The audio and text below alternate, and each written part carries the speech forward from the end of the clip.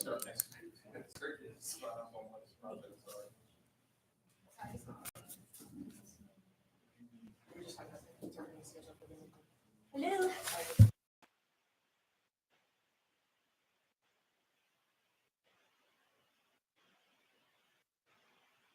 Good morning, everybody. Welcome.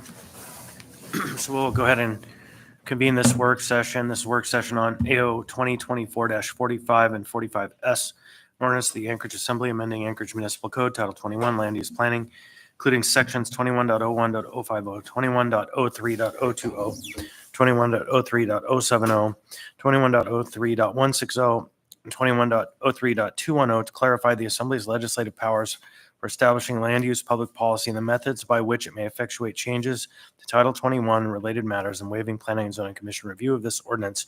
Would you please, I guess we'll just do introductions. Mr. Salt. Randy Salt here. Mr. Littlefield. Mark Littlefield. Karen Bronga. Scott Myers. Meg Zalto. Christopher Constant. And on the phone, Mr. Presverdia.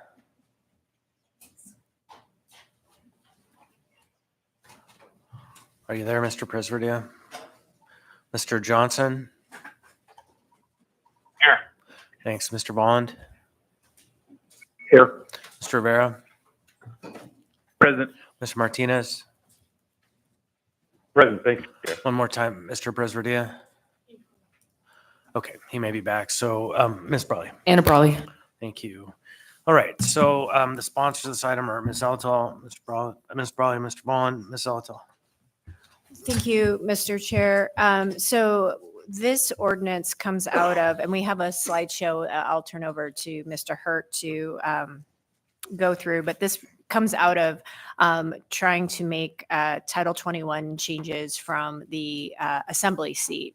The current Title 21 code allows primarily for changes to be made from the planning department or from an individual applicant asking to do something with a parcel of land. It doesn't contemplate well the assembly initiating those changes, which is an interesting paradigm in that we are the policymakers and we often bring legislation and we often approve changes to Title 21. And so this, I think, really closes the loop on that because we approve changes in Title 21, we should also be able to initiate those in a process and procedure that makes sense. So with that, I would happily turn this over to Mr. Hurt, who, if you're ready.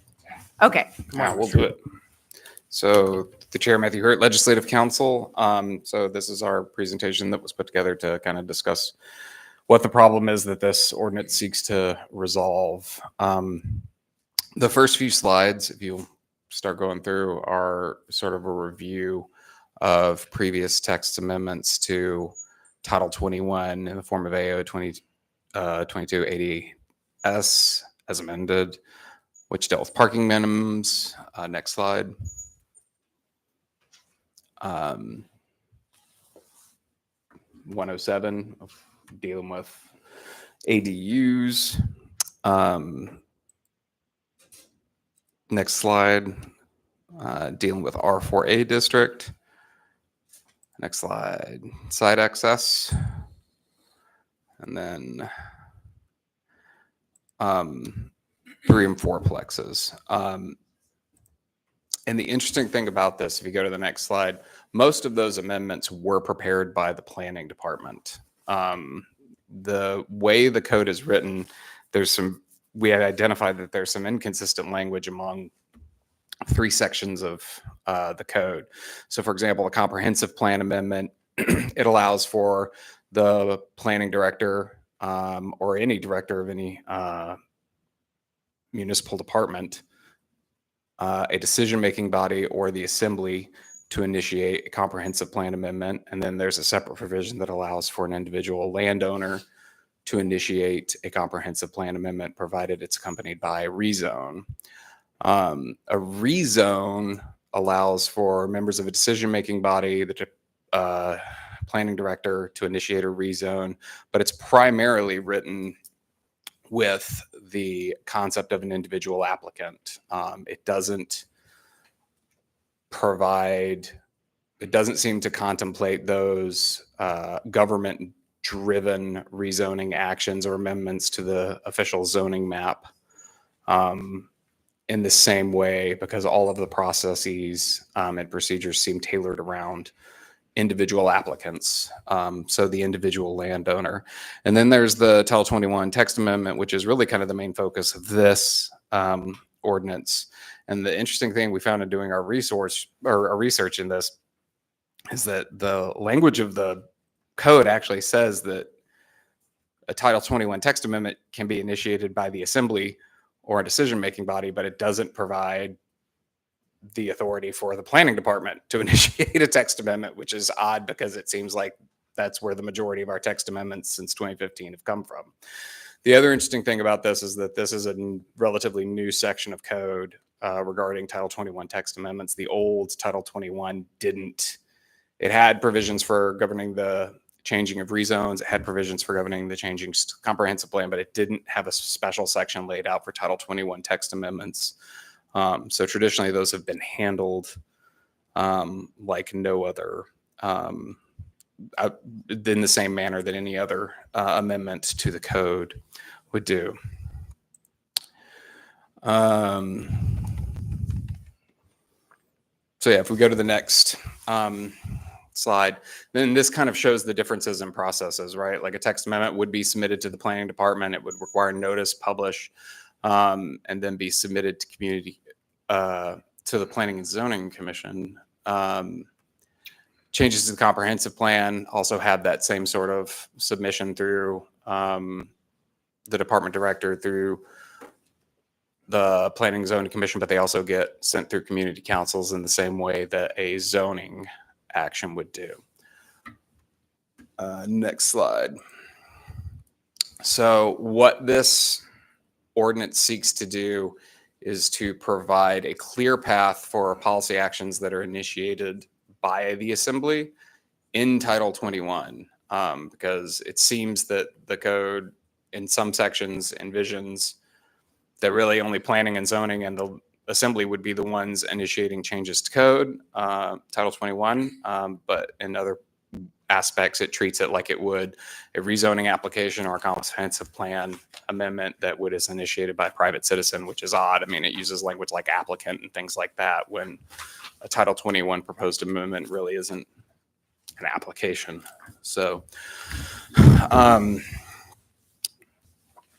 if you go to the next slide, the proposed solution is to distinguish the process for amendments to Title 21 based off of who initiates it, and to distinguish comprehensive plans amendments based off of who is initiating it, because it makes sense to have a more elaborate process probably for an individual property owner who's undergoing a rezone, whereas changes that are initiated by this body that are inherently within its authority, like a text amendment to Title 21, it makes sense that that process be governed by a more efficient process if that process can be achieved without depriving anybody of their due process rights, which we think this ordinance does.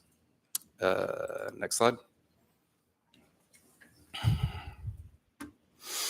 All right, so we've been working with, next slide. We've been working with the Department of Law and bouncing this off, which is why you have this S version, because our initial intent was to create some sort of process, and that's what's reflected in the original. The initial intent was to create some sort of process where it was like, hey, we'll have a principal amendment.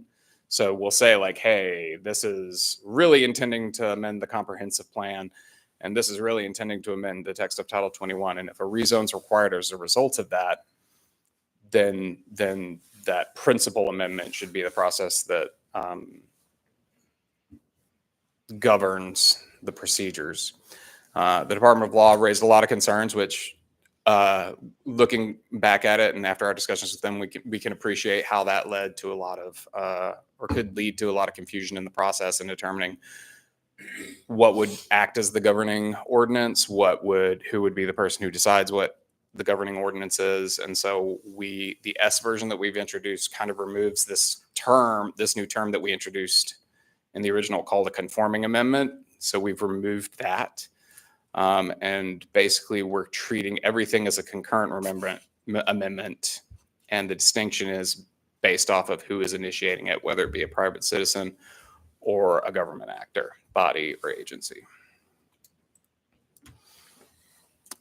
So if we start walking through the S, the first change, next slide, thank you, is to section 1, which dealt with the official zoning map, and it's essentially removing the language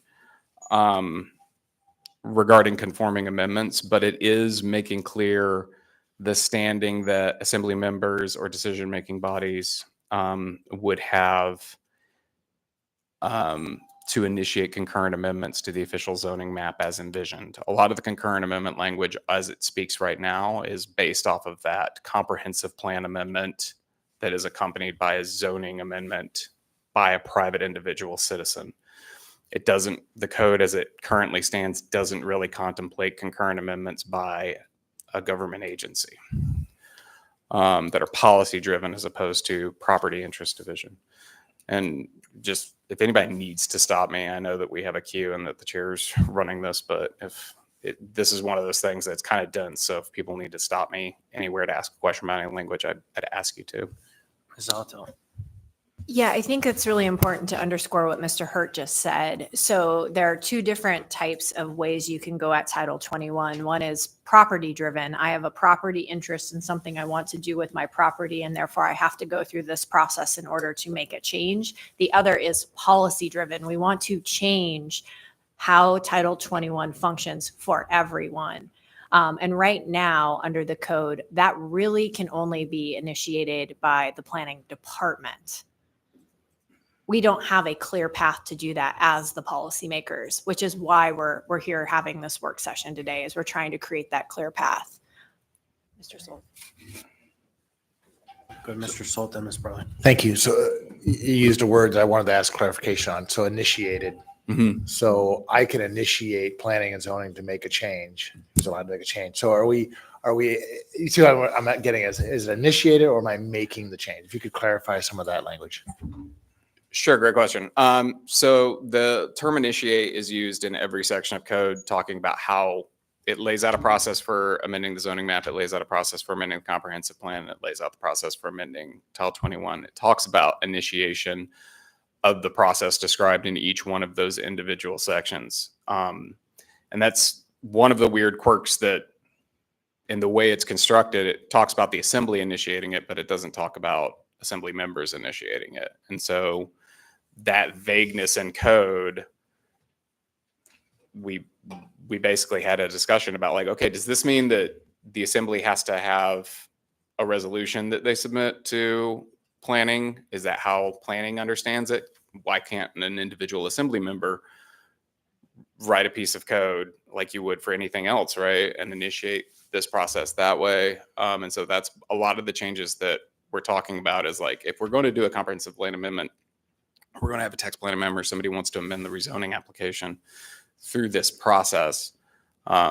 If they're going to go through that process, who should be the ones who initiate it and who start the process of going through the planning department, gaining their comment, going to planning and zoning, getting their report, and then eventually it coming to the body for approval.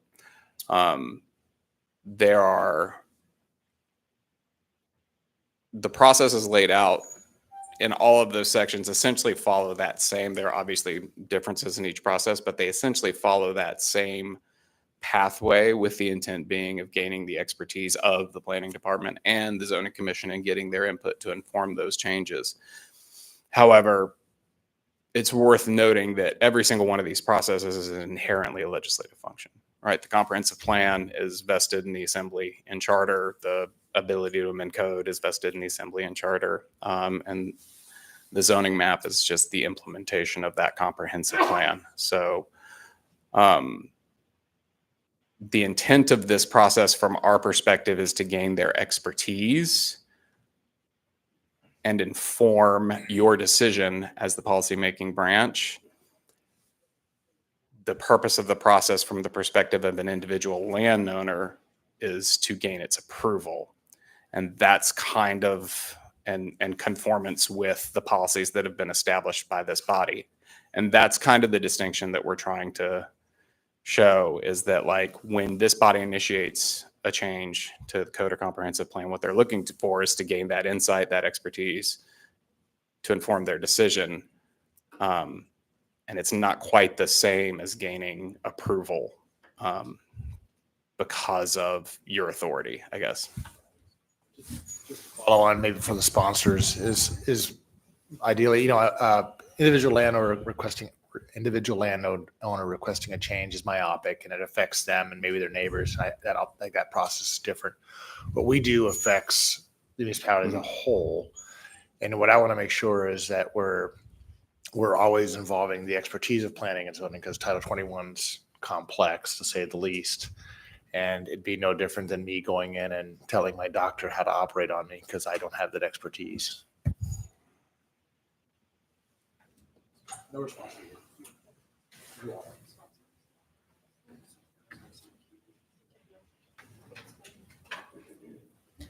Yeah, thanks. And I appreciate that question. And I've been reflecting on this a lot. And the question that I keep coming back to is what makes Title 21 fundamentally different than every other chapter of our code? Because I think there's, as Mr. Hurt laid out, this is a legislative powers issue. So I want to separate it in your mind, or just make a distinction in your mind between what our legal authority is to do, which Title 21 seems to be in conflict with.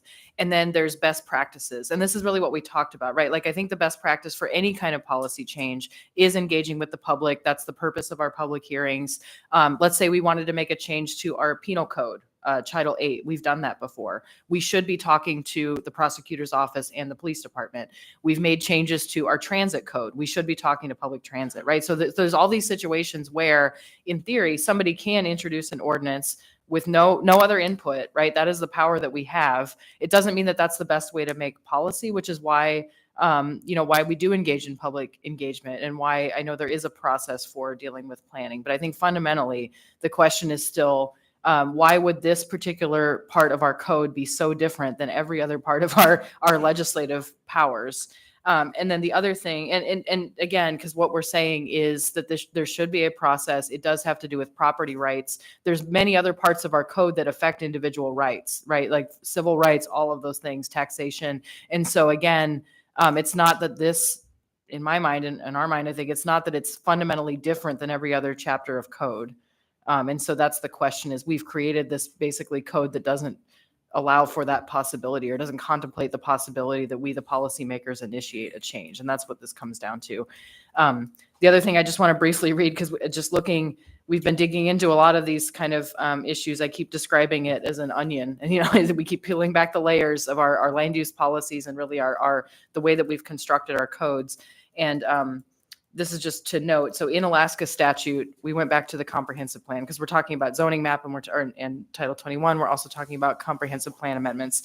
So 29040-030 comprehensive plan. Section A lays out what that is, what the components of it are. Section B says, with the recommendations of the Planning Commission, the Assembly shall adopt by ordinance a comprehensive plan. The Assembly shall, after receiving the recommendations of the Planning Commission, periodically take an overall review of the comprehensive plan and update the plan as necessary. So it's interesting that in state statute, because we're considered a borough, so it's referring to borough assemblies, or, we're a combined city borough, that it literally says the assembly has the legal authority to do that. So it doesn't contemplate that you have staff, right? We certainly do have staff. And so there is a relationship between us and staff, and the executive branch and the administration and all of that. But fundamentally, the power to adopt and to review and update the comprehensive plan rests with the assembly in state law. So that's just another thing I want to add to the conversation as context. Again, not because we're saying we do this in a vacuum, but because we're saying this is a power that we have and a responsibility that we have, really. Can I also take a quick crack at answering that question? Hold on. First, Ms. Alto. No. Okay. Daniel, go ahead. Thank you. I was just going to say, with all due respect to the planning department, we've talked a lot about the fact that we have a housing crisis in Anchorage, and to that end, the Assembly has put together our strategic housing action plan. And so I think there's going to be times when the departments are working on their priorities, and the Assembly, we have our priorities, and there may be overlap, right? So we have to, I think we're in a situation where we have to allow department to do their work, but we also have to do a lot of work on our end. And so how do we initiate projects that we think are important as the policymakers? There also may be times, where we listen to expertise, but we say, you know what, we have a different priority, or we have a different approach, or even a philosophical difference. And that is, I think, our role as the authors of the code, as the legislative body, to sometimes make those decisions and bring things forward. Still goes through the public process, we still want the advice of the Planning and Zoning Commission. There's an opportunity for the public to weigh in at those meetings. And of course, we'll still have our public hearing. So this still contemplates a public process, but this ordinance gives a very defined process and a clearer process for when something originates, land use policy with the Assembly. Thanks. Anyone else? On the phone? Okay, go ahead, Dan. Matthew. Okay. So one of the other changes that we wanted to address was to gain efficiencies and to allow the Assembly and the Planning and Zoning Commission to be able to simultaneously consider matters that implicate that, as the code is currently laid out, would have to go into a separate track within the same ordinance. So a concurrent amendment to the zoning map and the comprehensive plan as part of one ordinance at the discretion of that body. So if it makes sense to submit one ordinance that makes changes to the zoning map, Title 21, and the comprehensive plan as one action, and planning and zoning, or if they get submitted to separate action and planning and zoning wants to consider them simultaneously, we wanted to provide them that discretion to do that, to try and gain efficiencies, because in our dealings with Title 21, we recognize that planning and zoning and the planning department, their expertise is a finite resource, and they're working pretty darn hard over there. So any way that we can empower them to do things more efficiently and in a way that makes sense to them, we wanted to provide that. And also, when this body is initiating things, from my perspective, I'd like to write a ordinance as opposed to three. So to me, it makes sense to combine them, especially when they're trying to address one issue.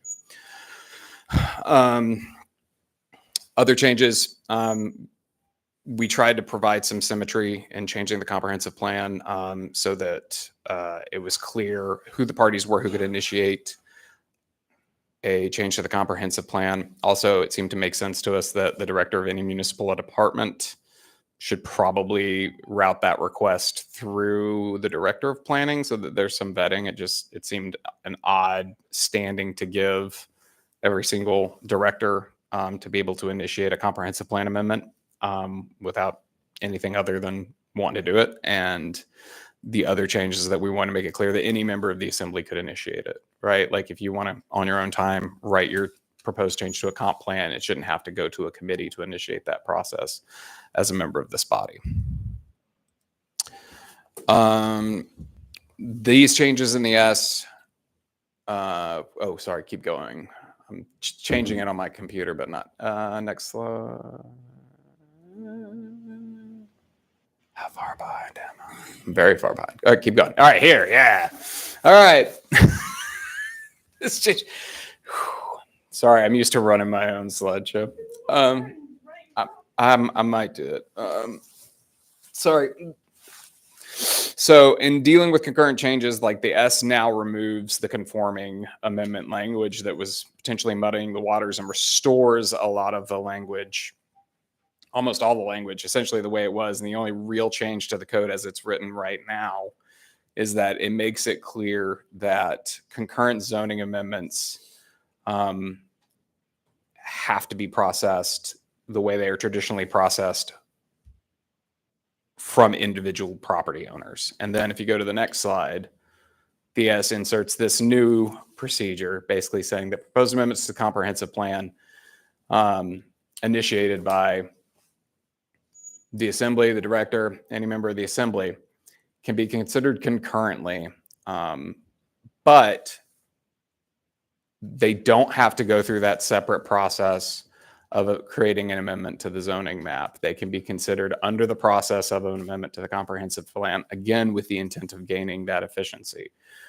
Because a comprehensive plan amendment has, in our view, sufficient due process protections to allow this body to make an amendment to the comp plan that may require an amendment to the zoning map. We still keep the approval criteria for the amendment to the zoning map, but the procedure is still going to be that of the comp plan. Yes, sir. I think there's a small language issue there. There is. Okay, then if you note it, then I will let The department will already caught it. Okay, then the one I'm referring to is just, it's grammatical. Assembly may Yep. be considered concurrently. Okay, Yep. thank you. There's a 2 that's missing. Next slide. Again, the S removes all the language about conforming amendments, so that's no longer an issue. Next slide. And then again, we tried to mirror that layout in where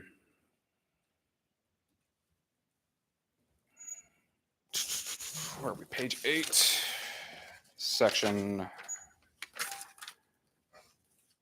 4, which governs rezonings, making it clear that there's a process for a rezoning that's initiated by the assembly, and if it is done concurrently to as part of a Title 21 text rewrite or a comprehensive plan rewrite, those respective provisions of the title may be able to govern that, provided it's still subjected to the same approval criteria as any amendment to the zoning map. Again, one procedure to accomplish 2 things to try and gain efficiency when it's being done by a policymaking organization.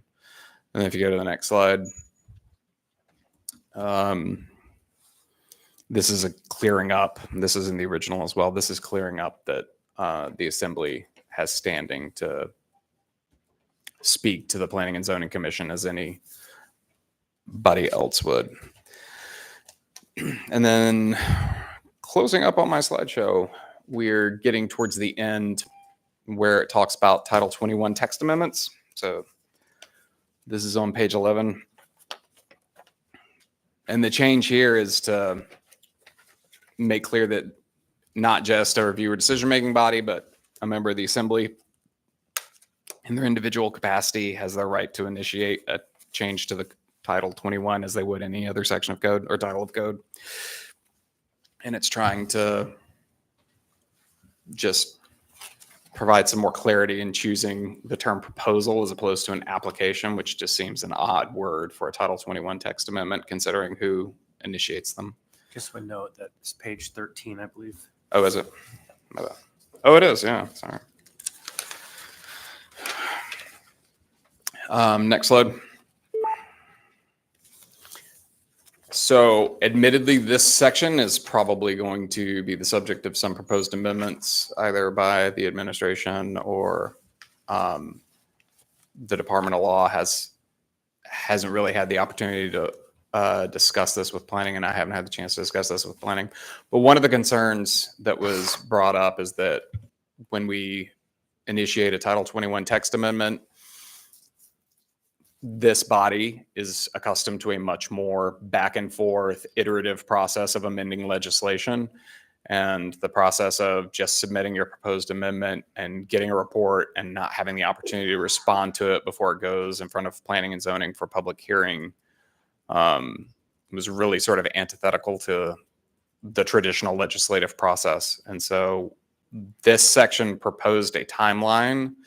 Well, originally proposed the opportunity for the sponsors to respond to the report before the Planning and Zoning Commission, but there were concerns about the vagueness of that timeline, about like when it would actually finally go to Planning and Zoning. Does the sponsor or the assembly have the opportunity to comment every time they issue a report? And do we get into a doom loop and it never goes to Planning and Zoning? So the intent of this was to provide a clear timeline as to how it would proceed, basically envisioning 60 days from the initiation of a proposed amendment to Title 21 goes to Planning and Zoning, and then the 60 days for planning and zoning to render their report following the public hearing is still in the subparagraph below it. So the process that this lays out is basically 120 days from the initial draft AO being submitted to the planning department for their review to it being forwarded from the Planning and Zoning Commission and back to the Assembly for its action. Which Mr. Hurt, Ms. Zolotov's comment. Thank you. So I'm really appreciative of this language. I hope some version of this process can stay in. If we remember, the Planning and Zoning Commission is advisory to us. And one of the things I like to see out of a Planning and Zoning Commission hearing is advice to us on how we should proceed with the underlying ordinance.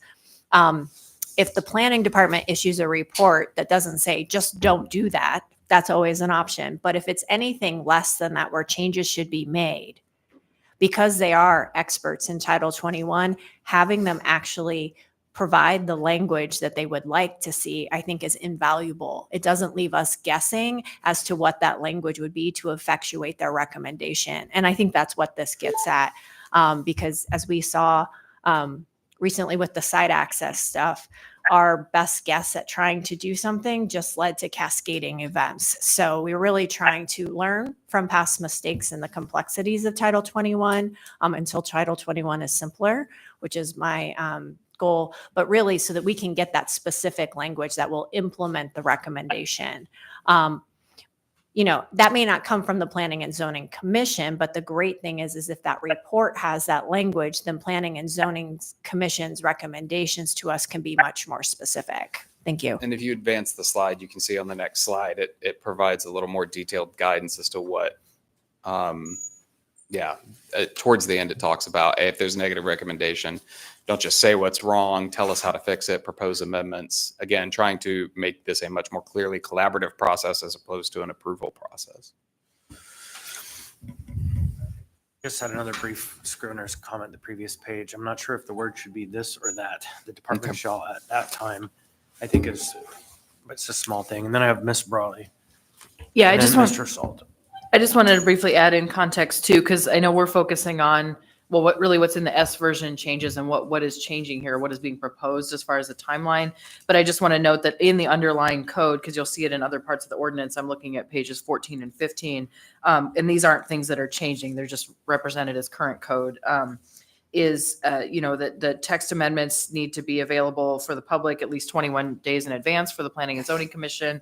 The Planning and Zoning Commission has up to 60 days to make a recommendation on something that's before them. And then there's an option to allow for an extension as well. So just to note, there are existing timeframes and they're built in because, again, this does have to do with property rights. So from the applicant perspective, this is something that makes sure that it moves along. It doesn't mean that it's automatically approved, but it keeps things moving. And so in that same spirit, we are trying to put more specific timeframes in the code, again, because trying to match kind of the logic of what's already in there. So I just wanted to point folks to that because those aren't changes that are being made. They're just existing timeframes. Mr. Salt. Thank you. So I do appreciate relying on planning and zoning expertise and initiating by saying, hey, we want to fix this problem, and they help us find the right fix. I just want to clarify, and I don't think this touches it or changes it. It's always existing, but regardless of the recommendation from planning and zoning, whether it's positive or negative, we can still do what we want to do. Okay, thank you. Absolutely. And this doesn't touch that yet.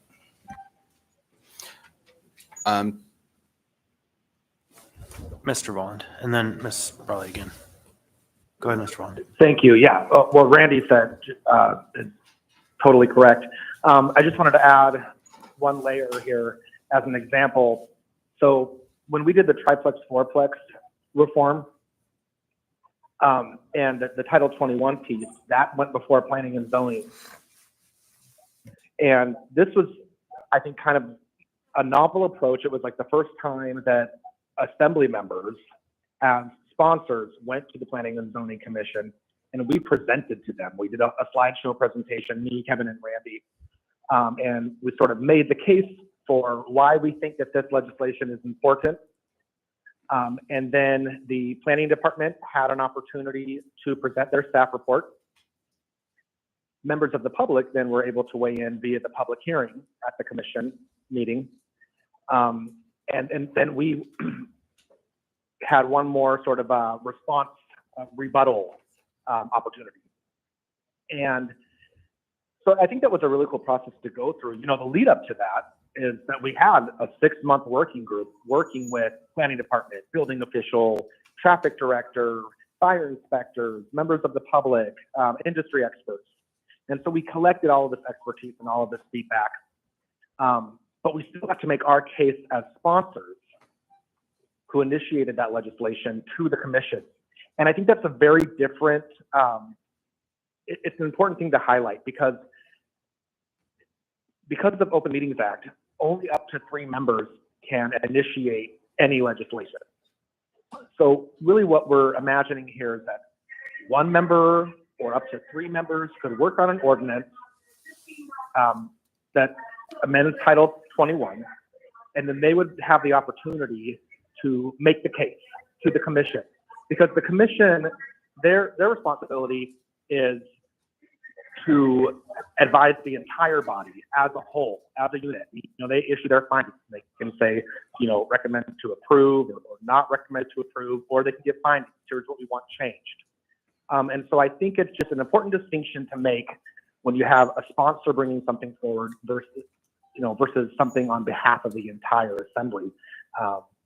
And really, this is kind of what that gets at, is allowing individual members or a small team to present something, get the feedback, and the entire assembly can weigh that accordingly. And as Mr. Folt just said, choose to act on the advice or choose to go contrary to that advice. Thanks. Ms. Brawley. Thanks. I just wanted to briefly respond to Member Solt and also point members and members of the public, because this is a good opportunity to also understand kind of what, again, our existing processes are. So 2103, 210B, number 6, and then letter A, and this is, again, things that are not really changing in the code other than adding the word modify. As soon as possible after the public hearing, no later than 60 days, planning and zoning shall make a recommendation to approve, deny, or modify. So we added the word modify. And then the existing section C, which would become section D on the following page. And again, this isn't changing, it's just being renumbered. If no recommendation is made within 60 days, planning and zoning may request an extension of time. As I said, if no recommendation is made and no extension is granted, the assembly may act on the proposed amendment without a recommendation. So just to be very clear, and again, this is existing code. This is not something we're changing. That is the process that's already built in. So thank you. Anyone else? Okay, we ready to move on? Next, or is that it? A little bit more? Okay, go ahead. Next slide. This change is in the original and essentially reflects the fact that this is a legislative decision and not a quasi-judicial or review body decision. Next slide. Again, removing conforming amendments from this version.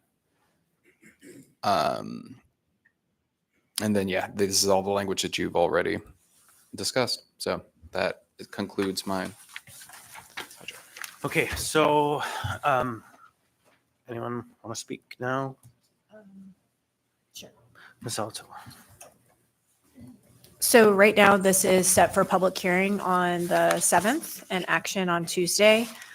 If there are thoughts for amendments, we have a little bit of breathing room. We could take this up on the 21st, I believe, is our second meeting in May as well. But we think with the housing action plan and several other Title 21 related things identified as priorities for the assembly, that kind of closing this donut hole in code to give our procedure a little bit more refinement is important. We don't really want to wait on it for a long period of time.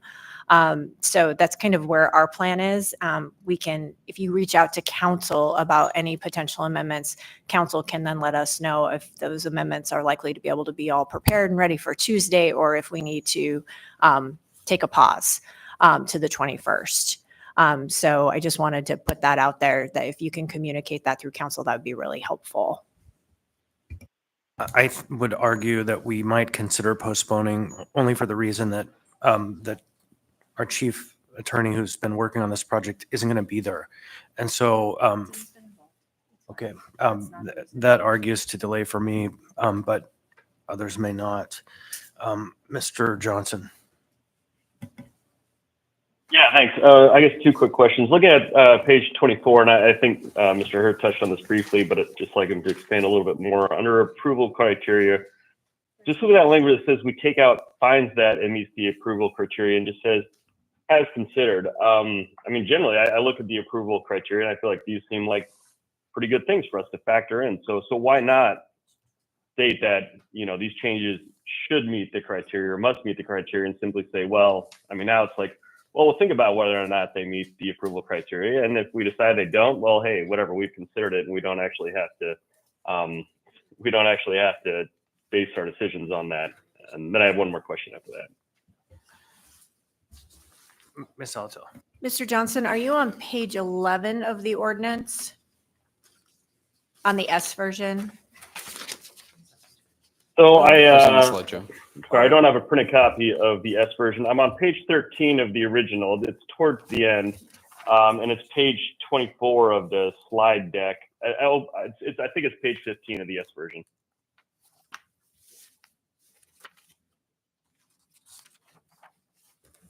And Jamie just put it up on the projection. So, yeah, it's page 15 of the S. So, through the chair to Member Johnson, and how far down the legal rabbit hole do you want to go? I agree, policy-wise, these are all good things for the assembly to find as a matter of fact. However, this reflects what's appropriate to codify in code. Mandatory findings of fact make sense for a quasi-judicial matter, something that you have to assign a matter of fact, like with the election challenges and things like that. That makes sense because you're not acting as a legislative body. Your purpose then is to render a legal decision, not make a policy determination. And it also makes sense for the reviewal bodies that are going to offer you their advice, to give them set criteria that they need to examine an application for a rezone or an application for a comprehensive plan amendment. All that said, it's inappropriate to codify mandatory procedures for the assembly to follow in making a policy or legislative decision, because that is an inappropriate abridgment of your legislative authority under charter.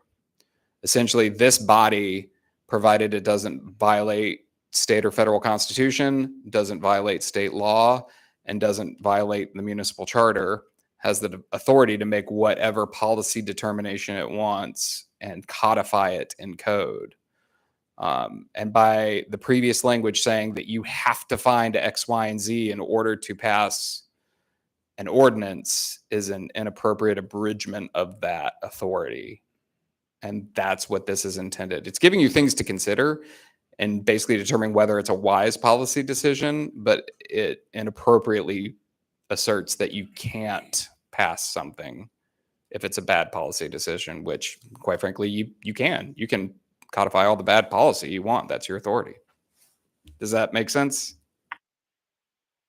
It does make sense, and I appreciate that legalese answer. Certainly, perhaps finds that is not the best wording, but I can understand how, certainly a layman reading this could come to the conclusion that, yeah, it certainly seems to endorse the Assembly's right to pursue bad policy if it so chooses. The second question I wanted to ask quickly is, I see at the end in section 67 in the original version, but that's probably not what is in the S version. It says this will not go to planning and zoning for review. And I'm just kind of curious why we're not giving this to PZC. Ms. Alto. Thanks. Thank you, Mr. Johnson. Because this is about our process and procedure and how we want to legislate. So it's a decision for us. to make about how we want to operate. Okay, I guess if I just had a quick follow-up then, I mean, certainly this will have, I think, some impact potentially on how planning and zoning operates as well. So is there a harm in providing them the opportunity to take a look at this and perhaps identify challenges this might make for them, or ways in which it might affect our relationship with PZC? I guess I'm trying to think what the harm is in allowing them the opportunity to consider this and follow what I think is kind of our more standard procedure before making Title 21 changes like this. So again, now we're on the hamster wheel of Title 21 changes that are initiated by the Assembly that this is intended to remedy. The Planning and Zoning Commission is advisory to us. Now, if the Planning Department has some concerns or amendments, and I know Mr. Hurt's been working with the Municipal Attorney's Office to address any of those, that makes good sense because there could be some effects on the Planning Department, particularly as to timelines or getting us responses to Assembly initiated legislation. But the Planning and Zoning Commission, this is just about us getting access to their process in a particular way. And so I don't see substantial changes in how it would affect how they do their business. It would still be a planning and zoning case, which would then go through their route. I have Ms. Brawley and Mr. Volland interested in responding. Ms. Brawley. Yeah, I want to come back to what I said earlier, which is fundamentally Title 21 is not a different legal animal than every other section of our code. So really what we're talking about is legislative authority. And again, I want to separate that from the conversation about what is best practice, how you create policy, how you engage the community, because that's not what this is about. And so as Member Zolotel said, planning and zoning is advisory. We do have quasi-judicial functions. Another one is alcohol licenses. They're in a different part of our agendas. There's a different standard. We have to avoid ex parte communication, right? There's those things. So there are things that are contemplated in our code where we have that role. Everything else, we are a legislative body. And I want to use an example. We don't require that the Budget Advisory Commission render recommendations or even do anything really, legally speaking, in our process before we pass the budget. They're built in to be advisory, and so they have that function.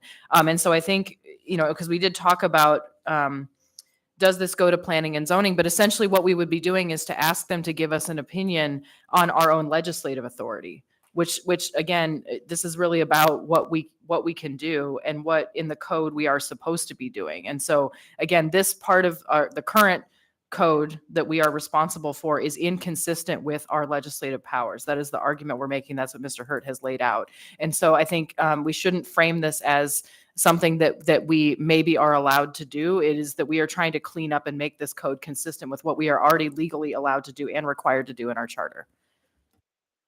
Mr. Volland, and then Ms. Bronga. Yeah, thank you. I think Member Zolotel and Member Brawley said it well. I'll just say, we've talked about expertise, right? And we want the advice of the experts. Well, I don't want Planning and Zoning Commission's advice on policymaking or legislative authority. I certainly do want it on land use. And again, this ordinance does not contemplate taking Planning and Zoning Commission out of the process for when the Assembly initiates Title 21 text amendments. We still want their advice. However, we are the experts in our policymaking process. The Assembly is, and our legislative authority. And so I just think it's not their role. It's not their role to be weighing in, as Member Zolotel, Member Brawley have stated so eloquently, on our process and our authority. And so that's why I think that this is sort of resetting the table. And it's really, a lot of this is just clarifying the process, and differentiating between that, what is like a standard rezone process from a property owner, and what's a land use or Title 21 policy that comes forward from the Assembly. When we draft something, when the drafting starts with us, not with the Planning Department. And I think we're going to see more of that stuff come forward, I hope, from all of my colleagues as we work toward the goals of our Strategic Housing Action Plan. Thank you, Mr. Chair. Ms. Bronga. I take a totally different view because I want their advice.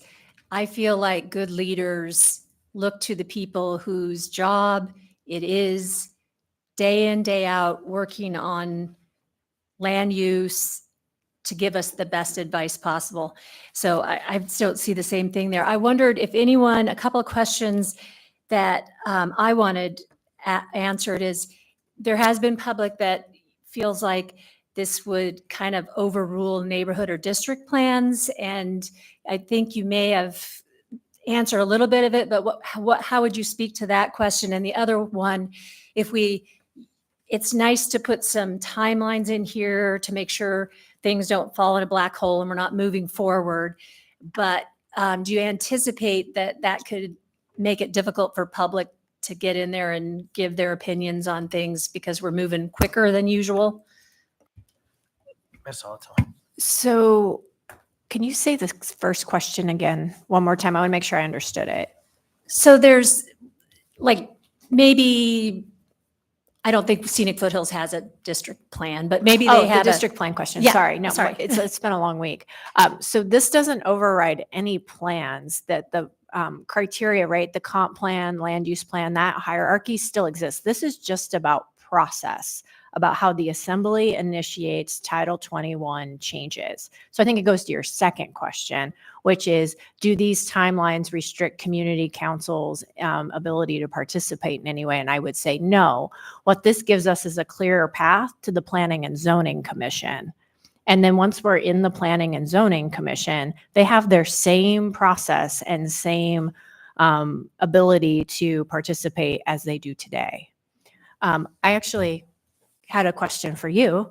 When you said expertise, are you talking about the planning department's advice or the Planning and Zoning Commission's advice? Because I think we have to keep those two things separate and not conflate them. So by now, I probably don't know which one I'm talking about. And I fully will admit that. And that's why I don't feel comfortable making decisions on land use, because I don't have expertise. Okay, I think what I'm hearing is the expertise of the planning department is important, and they do have land use expertise, and we are not cutting the planning department out of this.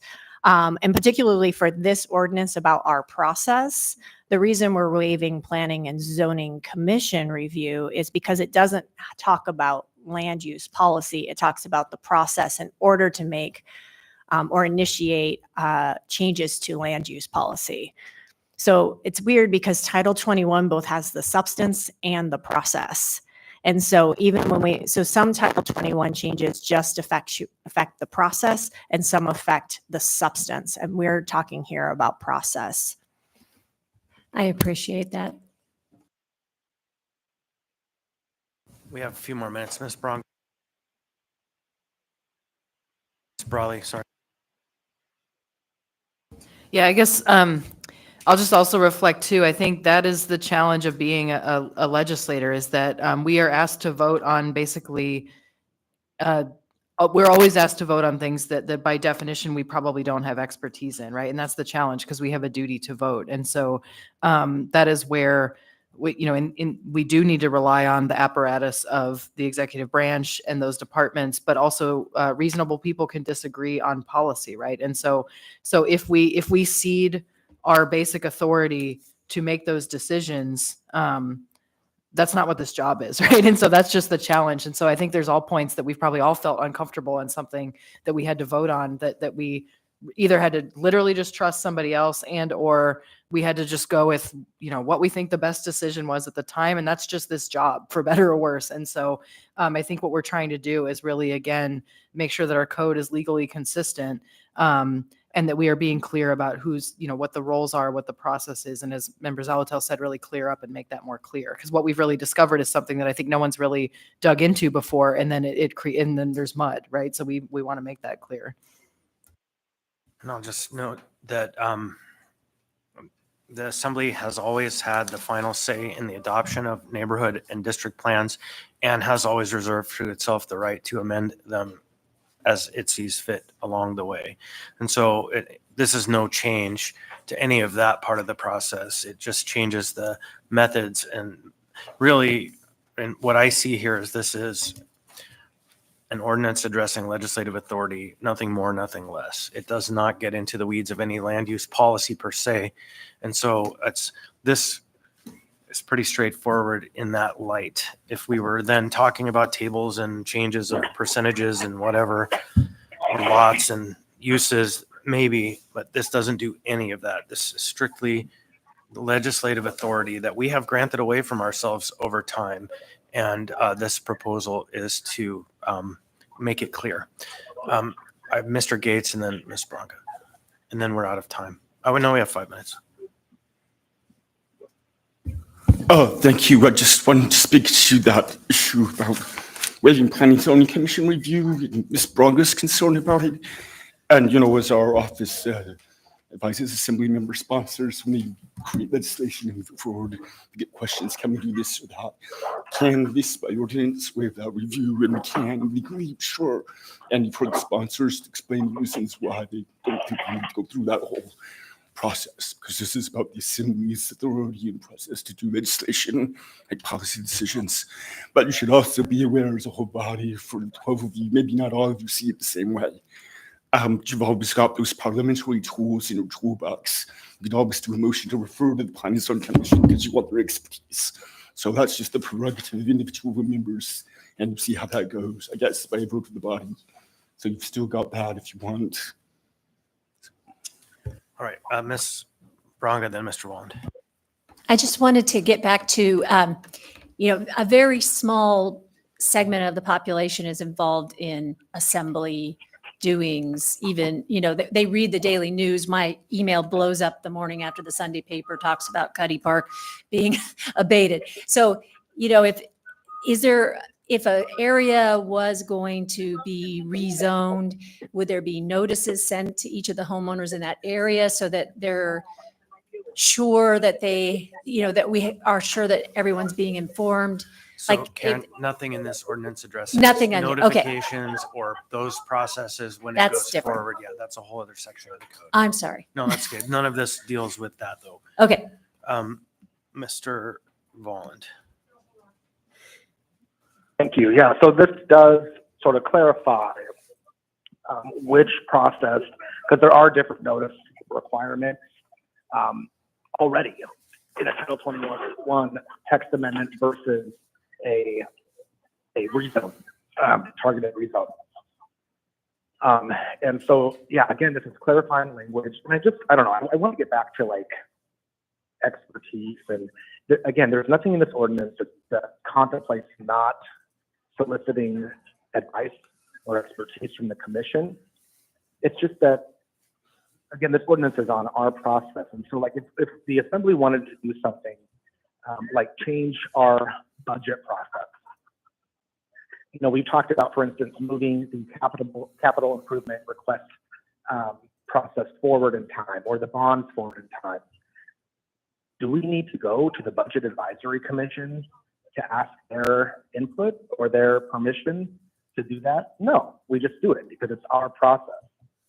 Now, we still want their input on decisions, and we value that highly. And so, I don't know, the comment about good leaders, again, I went through this process on the triplex, fourplex, along with Randy and Kevin, and we listened for 6 months.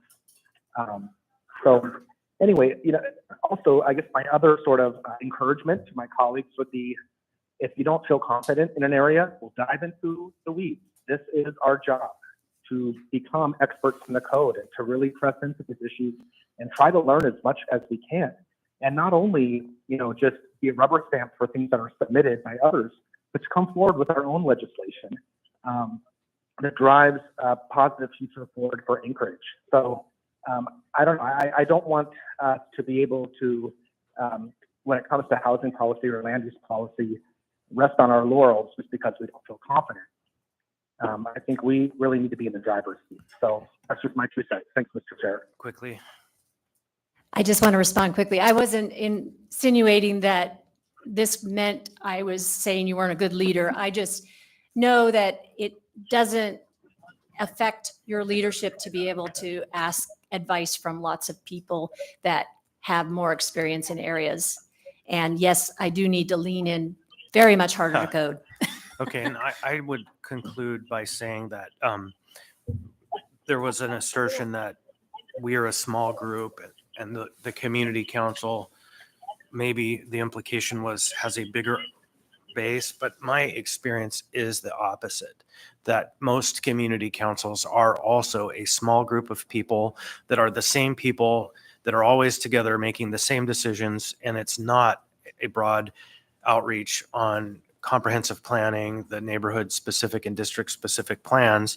It's usually still the same 20 people. And so I want to really again restate that all of those procedures, the community council, the planning and zoning review, are all advisory on their way up to us making a decision in every case of a neighborhood specific plan or a district specific plan. There might be plating issues we don't ever see because we've delegated that. There might be other issues, but and for the purposes of district and neighborhood plans, this body is always the final stop. And it's rare that I have seen a community that initiates a plan have more people participate than the assembly in a general procedure. So that's just my coda on that. With that, we are out of time. We'll be back in about 10 minutes.